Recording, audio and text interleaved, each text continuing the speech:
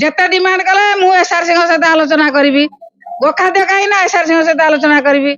ଚୁଡା କାହିଁ ନା ଏସଆରସି ସହିତ ଆଲୋଚନା କରିବି। ଏସଆରସି ସହିତ ଆଲୋଚନା ହେଇନାହିଁ, ସରକାରୀ ପ୍ରସ୍ତୁତି ଯଦି କିଛି ନାହିଁ, ଏ କାହିଁକି ଫିଲ୍ଡକୁ ଆସିକି ବେଜି ଦେଉଛନ୍ତି? ମିଛ ବାଧା କାହିଁ ବଜାଉଛନ୍ତି? ଲୋକଙ୍କୁ ଯୋଉଭଳି ଭାବରେ ହଟହଟା କରୁଛନ୍ତି, କାହିଁକି ଲୋକଙ୍କୁ ହନ୍ତସନ୍ତ କରୁଛନ୍ତି? ବନ୍ୟା ପାଣିରେ ଲୋକ ହନ୍ତସନ୍ତ ହେଲା ବେଳେ ଏ ଫଟୋ ଉଠେଇବାକୁ କାହିଁ ଆଇଛନ୍ତି? ସାଧାରଣ ଲୋକଙ୍କ ସମସ୍ୟା କାହିଁ ସମାଧାନ କରୁନାହାନ୍ତି? ବନ୍ୟା ହବାର 4 ଦିନ ଆଗରୁ ସେ କହୁଛନ୍ତି ବନ୍ୟା ଆସୁଛି, ବନ୍ୟା ଆସୁଛି।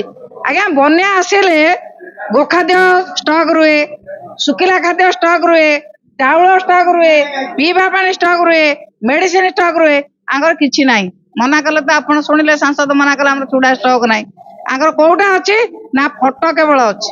ଲୋକଙ୍କ ସରକାର ହଉଛି ଲୋକଙ୍କୁ ହଇରାଣ କରିବା, ଲୋକଙ୍କୁ ଜବତ କରି ରଖିବା, ଲୋକଙ୍କୁ ହନ୍ତସନ୍ତ କରିବା। ଏଇଥିପାଇଁ ସେ ଲୋକଙ୍କ ସରକାର। ଲୋକ କେତେ ଅସୁବିଧାରେ ପଡିପାରିବେ, ଲୋକଙ୍କ ଘର କେତେ ଭାଙ୍ଗି ଯାଇପାରିବ, ଲୋକ କେତେ ଛଟପଟ ହେଇପାରିବେ, ଚାଷୀଙ୍କର ଧାନ କେତେ ନଷ୍ଟ ହେଇପାରିବ, ପିଲା କେତେ ଭୁଲ ପାଠ ପଢି ପାରିବେ, ପିଲାଙ୍କର ସ୍କୁଲ କେତେ ଦିନ ବନ୍ଦ ହେଇପାରିବ। ମୁଖ୍ୟମନ୍ତ୍ରୀ ବସିଲେ 5 ଦିନ। ପଚାରିଲି ସାଂସଦକୁ କାହିଁକି ଯାଇଥିଲେ, ନା ମହାନଦୀ ବିବାଦ। ମହାନଦୀ ବିବାଦ କଣ ବନ୍ୟା ବେଳେ ଆଉ ସମୟ ନଥିଲା? କେନ୍ଦ୍ର ସରକାର ପାଖରେ ଆଉ ସମୟ ନଥିଲା ମହାନଦୀ ବିବାଦ? ଏ ଯେତେବେଳେ ମହାନଦୀରେ ପ୍ରବଳ ବନ୍ୟା, ସେତିକିବେଳେ ମହାନଦୀ ବିବାଦ। ମୁଖ୍ୟମନ୍ତ୍ରୀ ରହିଲେ, ମୁଖ୍ୟମନ୍ତ୍ରୀ କାଲି ଆସିଲେ, ଏମପି ମହୋଦୟ କାଲି ଆସି ଆଜି ଯାଇଥିଲେ ଫଟୋ ଉଠେଇବା ପାଇଁ। ଯଦି ସସାସ ଅଛି ଆଲୋଚନା କଲେନି? ଆମେ ବା 5 ଦିନ ହେଲା ବୁଲୁଛୁ ଫିଲ୍ଡରେ, ଆଲୋଚନା କଲେନି, କଥା ଲୋକଙ୍କର ଶୁଣିଲେନି। ଚେୟାରମ୍ୟାନ ଅଛନ୍ତି, ଭାଇସ ଚେୟାରମ୍ୟାନ ଅଛନ୍ତି, ସରପଞ୍ଚ ବିଭିନ୍ନ ପଞ୍ଚାୟତରୁ ଆସିଛନ୍ତି, ତାଙ୍କ କଥା ଶୁଣିଲେ ନାହିଁ, କେମିତି ସମାଧାନ ଅବଶ୍ୟ ବିଚାର କଲେ ନାହିଁ।